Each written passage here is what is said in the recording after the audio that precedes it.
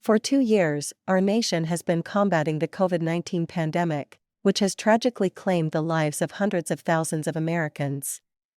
Families across eastern North Carolina have adapted their daily routines to combat this public health crisis, which has overwhelmingly targeted seniors and those with pre-existing conditions and comorbidities. There is, however, another devastating reality that has failed to make headlines. Fentanyl is killing more young Americans than COVID-19. For the first time in the history of the United States, our nation surpassed 100,000 overdoses in a 12-month period.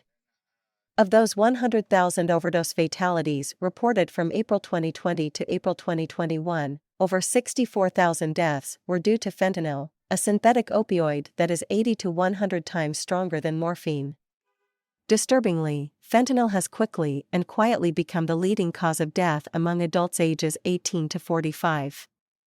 Between April 2020 to April 2021, fentanyl claimed 40,010 lives, resulting in almost twice as many deaths in the 18 to 45 age range as COVID-19, 21,335, cancer, 17,114, car accidents, 22,442, and suicide, 21,678, respectively.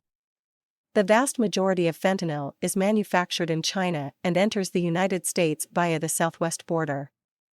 In fact, the Drug Enforcement Agency reports that an astounding 80% of fentanyl in America comes into our country through the U.S.-Mexico border. Fentanyl is often the supplemental drug of choice for smugglers and dealers, as the illicit synthetic opioid is cheaper than heroin and nearly 50 times as potent. It doesn't just stop at pure fentanyl.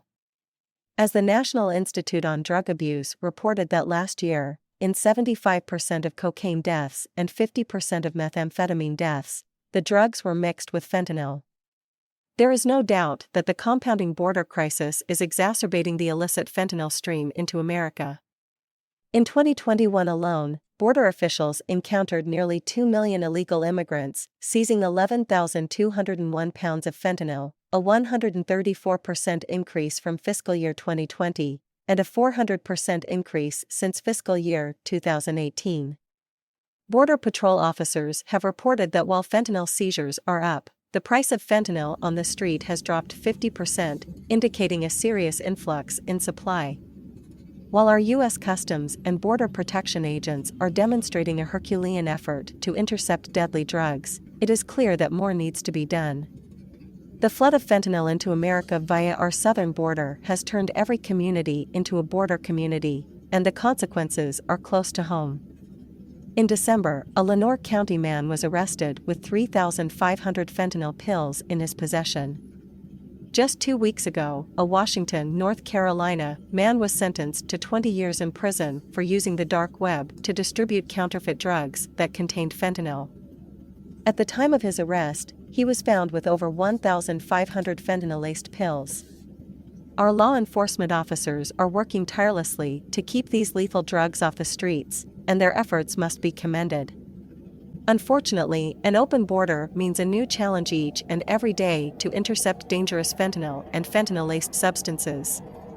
Tragically, fentanyl fatally poisons one person in America every 8.57 minutes, killing 175 people every single day.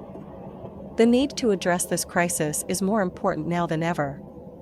We must bolster public health intervention efforts to educate Eastern North Carolinians about the dangers of fentanyl, and support law enforcement efforts to intercept the deadly opioid as it floods across the border into our neighborhoods.